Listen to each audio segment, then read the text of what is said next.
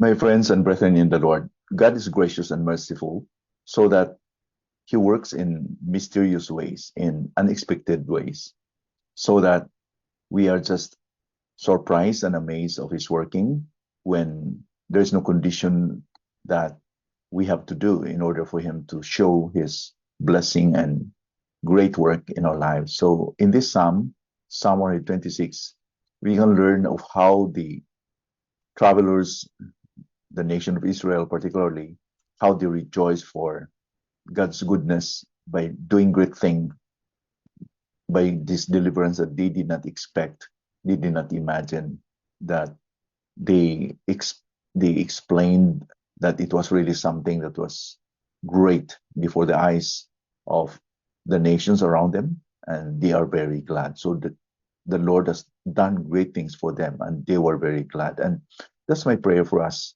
today, that we will just be prompted to be thankful before the Lord, because we can count of the many things that God did to us that really has amazed us. The Lord is more than able to do exceeding above abundantly than we ask or think. Is He not? So let me read this chapter, Psalm 126, verses 1 to 6 for today. When the Lord restored the fortunes of Zion, we were like those who dream. Then our mouth was filled with laughter, and our tongue with shouts of joy. Then they said among the nations, the Lord has done great things for them. The Lord has done great things for us. We are glad. Restore our fortunes, O Lord, like streams in the Negeb. Those who sow in tears shall reap with shouts of joy. He who goes out weeping, bearing the seed for sowing, shall come home with shouts of joy, bringing his sheaves with him. Jerusalem was plundered, and the land was threatened for a while in the past. But God won't allow it to happen for a long time. So Israel rejoiced in God's loving deliverance in an unexpected fashion, in a very mysterious and unexplainable fashion. But they can just marvel of the goodness of the Lord, that they said in verse 1, when the Lord restored the fortunes of Zion, we were like those who dream. They were just like dreaming. Could it be true? It is something that was really unimaginable in its fashion, that it seems to them that they were just dreaming, but the reality is that it happened. Then in verse 2, their mouths was filled with laughter and their tongue with shouts of joy. Naturally, the result was that they were just elated and excited, and the shouts for joy, and they were just in great celebration. The nations recognized that this thing that happened to them was the work of God. The deliverance could be attributed to God alone. In other words, the nation around them glorified the Lord by recognizing that it was Him who had done all these things. There was no claim from the people themselves. They were unworthy to receive this great blessing. We don't know what captivity they had experienced in the past, or there were many of the captivities in the past that the nation of Israel had experienced, but we don't have an idea what's the specific captivity. But it was really something that was very, very difficult for them. And then the Lord just in a moment gave them this deliverance. So in verse 2, the later portion, the nations said, the Lord has done great things for them. The Lord has done great things for us. We are glad. However, their problems were not over as yet. When they returned to the promised land, they have to do some kind of hard work. So they prayed before the Lord that God will continue to restore their fortunes, like the rain or the flood or the torrents of water in the Negeb. The Negeb is a deserted place or a desert place, but God could water them because God can supply water into the Negeb. So in other words, when it seems that place is so hard. It's dry, it's parched, and they could not plant anything.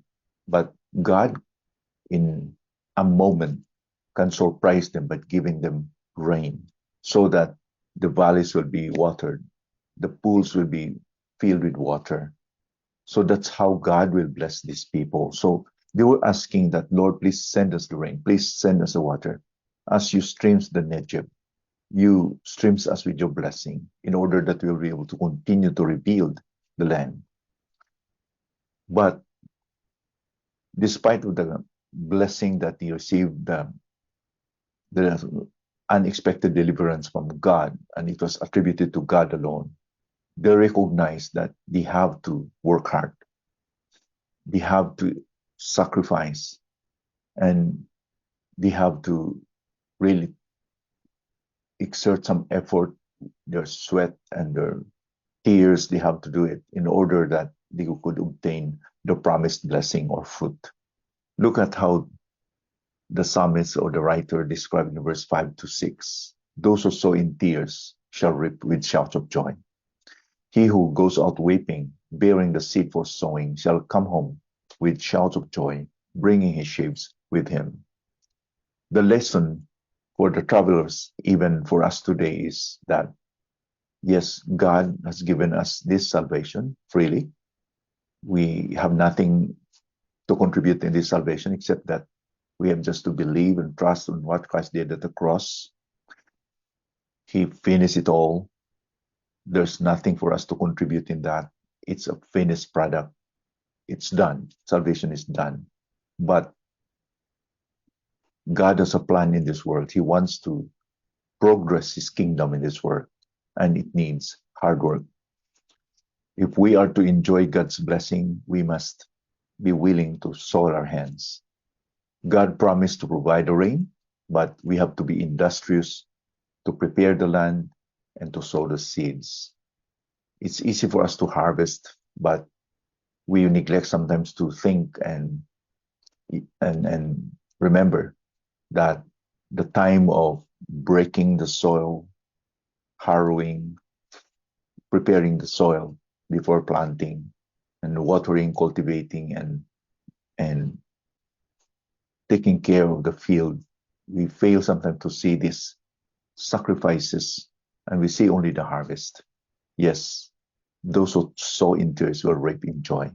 Those who spend their time and efforts and their energy doing God's work by the grace of God, by the mercies of God, will someday will say it was not really it's really worthy to serve the Lord.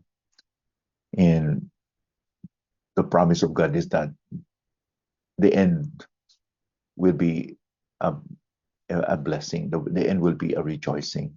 They shall come home with shouts of joy, bringing his sheaves with him. I pray that we will have this outlook, a long range outlook. We are not only going to be narrow-minded, not think only of our present, but in the long run, in the future, because the Lord promised to us that if we are steadfast, unmovable, always abounding in the work of the Lord, we know that we will reap if we faint not. For as much as we know that we will obtain his promise, our labor is not in vain in the Lord. Let's just continue to trust the Lord. Yes, he blesses us, he saved us, but he saved us in order to be faithful to serve him, not slack in our service, but continue to be zealous, knowing that our Lord Jesus Christ is coming very soon.